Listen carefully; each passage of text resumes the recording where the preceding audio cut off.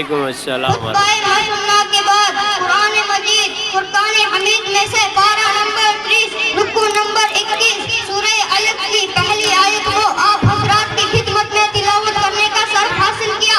اس پر روشنی ڈالنے سے پہلے مناسب ہی نہیں بلکہ ضروری سمجھتا ہوں کہ سب سے پہلے امت حضرات کی طرف رو لگا کر میرے اور آپ کے اور ساری کائنات کے مرکز عقیدت جناب احمد مصطفیٰ محمد مصطفیٰ صلی اللہ تعالیٰ علیہ وآلہ وسلم کی بارگاہ میں نہایت ادب و احترام کے ساتھ درود پاک کا ہدیہ عشق کی پاکیزہ تھالی میں پیش کرنے کی سعادتیں اور برکتیں حاصل کرے۔ پڑھو جھوم کر بواز درود پاک اللہم صلی اللہ سیدنا محمد وعلی آل سیدنا نبی صفیہ مولا محمد بارک۔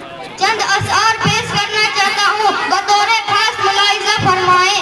ابتدا ہے رب ذلیل کے بابرکت نام سے، ابتدا ہے رب ذلیل کے بابرکت نام کے، جو دلوں کے خوب راز جانتا ہے۔ ہم ایسی کتابوں کو قابل تحقیق سمجھتے ہیں، ہم ایسی کتابوں کو قابل تحقیق سمجھتے ہیں جسے پڑھ کر لڑکے باپ کو حقیر سمجھتے ہیں۔ قسمت نوع بشر کی تکمیل ہوتی ہے یہاں، قسمت نوع بشر کی تکمیل ہوتی ہے یہاں، ایک مقدس فرض کی تکمیل ہوتی ہے یہاں۔ یہ مدرسہ ہے تیرا مائکدہ نہیں ساقی، یہ مدرسہ ہے تیرا مائکدہ نہیں ساقی، یہاں کی مٹی سے انسان بنائے جاتے ہیں، یہاں کی مٹی سے انسان بنائے جاتے ہیں۔ حضرات محترم، میں ایک نیا عنوان اور موضوع لے کر آپ حضرات کی خدمت میں حاضر ہوا ہوں۔ وہ میرا عنوان یہ ہے کہ گاؤں کے اور محلے کے دینی مدرسوں کی فریادوں میں مسلم تک پہنچانا۔